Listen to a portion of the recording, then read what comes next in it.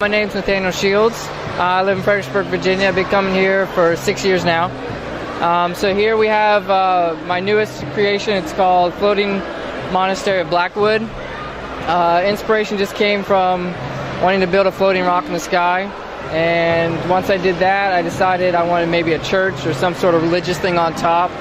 And so that's what that happened. And then kind of the regular people didn't sit for me, so I kind of went with the Chima, kind of fanciful, all kind of setup there.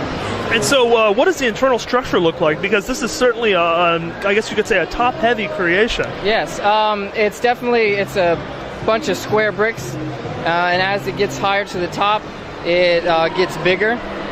So it's not too top-heavy. The structure goes all the way down to the ground. The white, which is supposed to represent clouds, kind of covers that. Okay, awesome. And so it looks like you kind of might have like some kind of a little play feature here. What's this on the side? We have some elevators for the crocodiles who cannot fly to get up here, and by using power functions, I've set this up so that it can go up and down. That's awesome. Very cool. And then I see you have a really nice, kind of octagonal sort of polygon shape here. How are you doing that? Just with basic door hinges, on every side. That's awesome. And so for people who might not be familiar, they look at this build and it's like, oh, floating rock, that's an interesting idea. What inspired you to do that type of build? When I was a kid, I'd read this book called The Edge Chronicles. It had some floating rocks in it, and so when I was a kid, I was like, man, that'd be cool to build with Legos. But I could never had enough bricks or had the knowledge to do that. So now I do, and so I started doing it.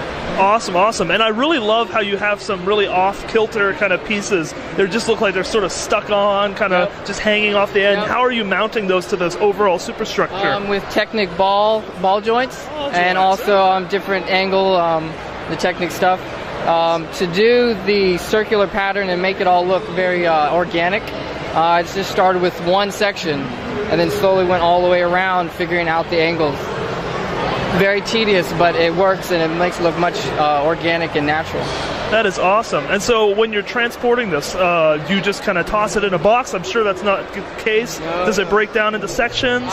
All the buildings come off the top. I built it so there's flat tiles below the building so they just lift right up. And then the rest I put in a box and put a big blanket around the bottom. And surprisingly, I got it here without anything breaking.